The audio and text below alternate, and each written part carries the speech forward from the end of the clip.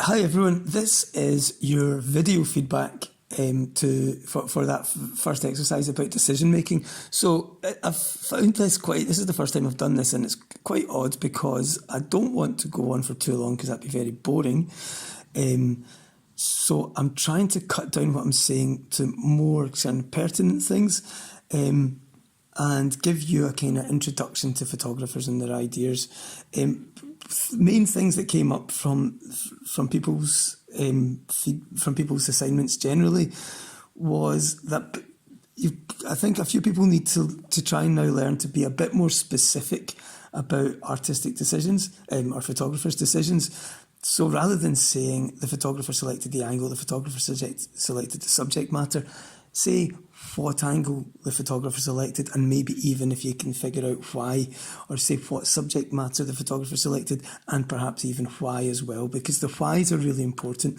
Those are the big questions to answer in photography. Just like art, if you've studied art, explaining photographers' decisions is going to be a major part of this course, because you're going to be making decisions and explaining them as well. So let's get into that habit a little bit and really try and there was a couple of answers that were very good, that people put themselves in the position of the photographers, and that's really what we've got to do. Okay, so why are they making the decisions, and what is it they're trying to do with the photograph? These are the things that we want to bring out here. So the feedback might be a little bit brief, but there are 5 images and I didn't want the video to go on for ages. What I'll do for the week coming, the week beginning the 1st of June, is I'm going to set you one of these, but just with one photograph, and I'm just doing it just now, I'll maybe ask some more kind of pointed questions about it. But now what I'd like people to do is to say as much as they can with an answer rather than being as concise as possible. Okay, it's about getting as many thoughts as you can out there. And like I say, bringing the why into it really helps you say more things about it. Ultimately, I'd like you guys to start asking, maybe wondering yourself, how did the photographer do that? Okay, if you notice things like shallow depth of field, or if you notice things like motion blur, if you notice things, different, maybe, techniques the photographers used, really I want you to start thinking, how did they do that? And that's the kind of mindset to be in to get the best out of this course. Okie doke, so here comes me talking through for just a couple of minutes with each individual photo. So I hope you find this helpful. Please feed back to me, because obviously we're doing this over distance, but I'm trying to make it as close to a classroom experience as possible. So I could really do with some feedback if you wouldn't mind. Thank you very much. Bye. The first photograph was by Eve Arnold, an American photographer, and it's of Marilyn Monroe, the Hollywood icon. So this is an example of reportage. So the photographer isn't selecting subject matter and taking it into a studio. He's still choosing the subject matter, so he's still making decisions on that front. So one of the decisions Eve Arnold is making there is deciding to show this icon, this incredibly famous celebrity. I mean, there were far fewer famous people. Marilyn Monroe was the most famous one at this point. And Eve Arnold is wanting to show a more human side of her. So the photographer makes the decision when to take the photograph, but also Eve Arnold will have taken lots and lots of photographs, and Eve Arnold has then decided that this is the photo that is going to represent this occasion. So she's decided that she would choose the photo when Marilyn Monroe and the woman are touching hands and they're looking at each other and there's a connection there. And this makes her a little bit more human. She's decided to show the baby in the background between the two figures as well.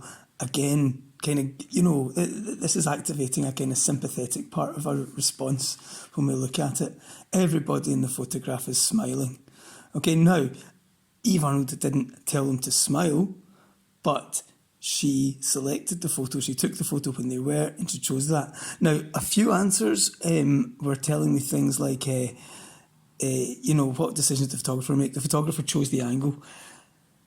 Absolutely, you've got to be more specific than that. You've got to say what angle they chose. Now, somebody told us that this was eye level, and this is great, and what that does is that helps us identify more with the people. That again, makes them a little bit more human. So if you're going to say, the photographer chose the composition, tell us what compositional decisions the photographer actually specifically made, because every single photograph in history you can say the photographer chose the focus, the photographer chose the angle. Okay, so you've got to be specific to the photo you're talking about. That's a massive big thing that came up from this. People also mentioned more technical things. So we can tell, for example, that, the photographer's chosen to shoot on a day when it looks more cloudy than direct sunlight, so the light is a bit softer. We don't have harsh shadows, so this is a little bit nicer. The photographers also made decisions about how fast to take the shot. There's no motion blurred in here, although we've got a fair idea that people are moving as the shot's been taken, so we know that this is quite a fast shot. So we know the photographer decided to use quite a fast shutter speed, because the photographer, I'm assuming, wanted to freeze the moment. So that's another decision, but these are technical things that you'll learn about a little bit later on. Okay, the big thing that really came out of this is the idea, I'm just looking through your responses just now, is the idea that you be as specific as possible when you're talking about these things. Okay, thank you. With this piece of still life photography, the segments of grapefruit, well done for the person that identified the use of macro. Macro is a lens, or it's a setting in some cameras, or it's a type of lens that allows you to shoot really sharp photos of very, very small things. So the photographers made the decision to concentrate on colour and texture, and I think that's quite an important thing to identify here. The use of the black in the background, the photographers made that decision to have an entirely black background, to not let us see where the background meets the surface, which makes it very stylish, and to use a reflective surface. But all these decisions kind of help bring out the colour and texture. It helps direct our attention towards the colour and texture. So I think we've got to identify that that's what the photographer's interested in. That's what they found visually fascinating here as well. Also, people were saying, the photographer decided how to set the lights up. Absolutely, the photographer decided how to set the lights up. The photographer always decides how to set the lights up. How did the photographer set the lights up, though, is what we need to know.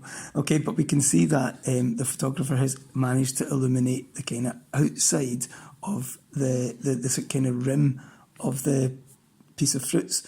So, that tells us, you could say that. If you don't know how the light's set up, that's fine, you'll learn that. But what you could maybe identify is that the photographer has decided to do it so the things look like they are illuminated, as if they're lighting up, because they've got this ring of light around them.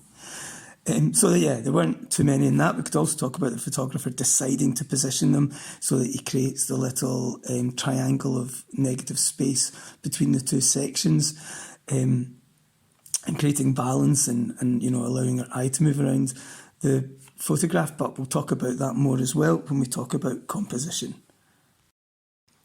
The second photo was by a very influential photographer called Irving Penn. And this is a man lighting a woman's cigarette, and many of you identified a compositional decision that Irving Penn used, which was a framing device, so using the bottle as a framing device. There were some very brief answers to this. So again, try and say as much as you can when you're writing about a photograph. I think I got the impression that perhaps some people's responses were wanting to be as concise as possible and wanting to say it as quickly as possible, but that's not really the point of the exercise. The point of the exercise is to think about it for as long as possible. So, for example, Irving Penn decided in the subject matter here. So this is clearly shot in a studio, we can tell, with a white background. So that means that Irving Penn has controlled the background, has made decisions about the background, has made decisions about the level to place the bottle, has made decisions about the fact that the liquid in the bottle, well, it's a black and white photo, it may be red wine, but it's coming out black in here. And that's almost half the bottle is black, half the bottle is then clear, where we see the woman's distorted face. Well done, the person that identified distortion. But also, Irving Penn has decided what the woman's going to wear, and the woman is wearing clearly some fancy, sophisticated evening dress. Irving Penn photographed, this is like from the 1920s, the 1930s, sometime like that. And we can see by the way the woman's dressed, the pose, the fact that there's a cigarette involved. This is all about, I mean, this is back in the day before cigarettes were evil, they were sophisticated. So this is showing all this sophistication. This is glamorous. This is fashionable. This is for the people of the era to look at and think, well, that is sophistication and glamour and fashion. And it's all about, so that's Irving Penn's decided that people will be dressed in this kind of sophisticated, glamorous, and going out to a cocktail party kind of a way. So nobody really thought about the way that the models are dressed, or well, there's two models, we can see the guy's arm there as well. But remember, they didn't walk on and say, can you take our picture? These are all photographers' decisions. The photographer, in a more technical thing, the photographers decided that the bottle in the foreground should be sharp, and that the people who we might think of as being the subjects, are they the subjects? Well, they're out of focus. They're out of the range of the focus, and this range of focus in a photograph is called depth of field. And this is a shallow depth of field, because the depth of field only really exists around the bottle, which is sharp, and then it finishes before we get to the people. And we might ask ourselves, what's this a photograph of, the bottle or the people?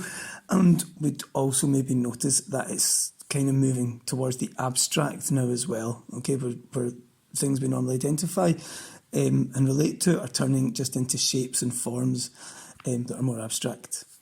Thank you. This next one is an example of, again, it's reportage, or you might call this street photography, because this is now looking at, the real world, and it's not about celebrities. Or you could call this decisive moment.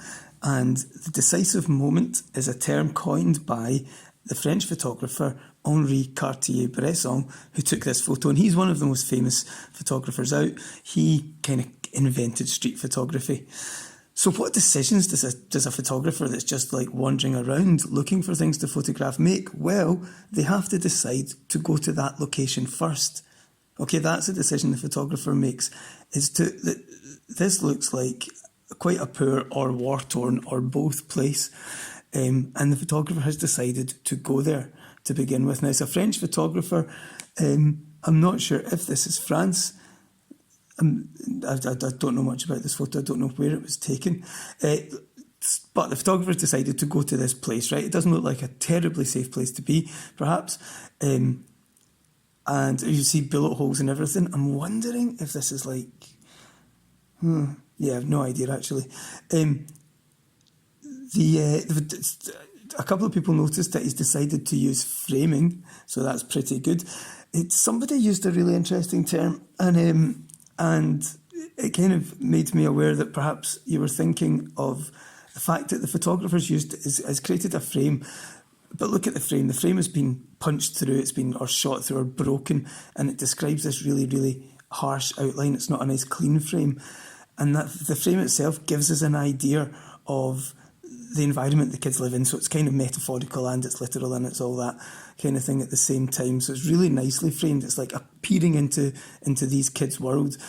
Okay, so other decisions the photographer's made. The photographer's decided he's clearly not the focus of all this. I don't know if the photographer said or done something to get the kids excited, or if this is just him capturing this. Somebody said there's motion blur. There isn't really that much motion blur, considering they would be moving very quickly. So I think we can still say that this is quite a fast shutter speed, and he's tried his best to freeze the movement. And we can see this interaction. Well, the photographer, I think, has also decided that he wants to focus on a juxtaposition here, and that is of kids having fun in a dreadful environment. So we've got a kid that's clearly injured in his own crutches, and we've got what looks like a kid holding another kid back from jumping on him or something. But everybody's smiling. The kid in the crutches is smiling. Everybody's playing. So we've got examples of a very difficult time from the rubble and the ruin and the injury, and we've got evidence of fun being had as well. And that's the photographer's decision, was to bring out this what's called a juxtaposition. So a contrast of these two different elements. And that's quite an important idea in photography as well. So that's the main ones there. Thanks.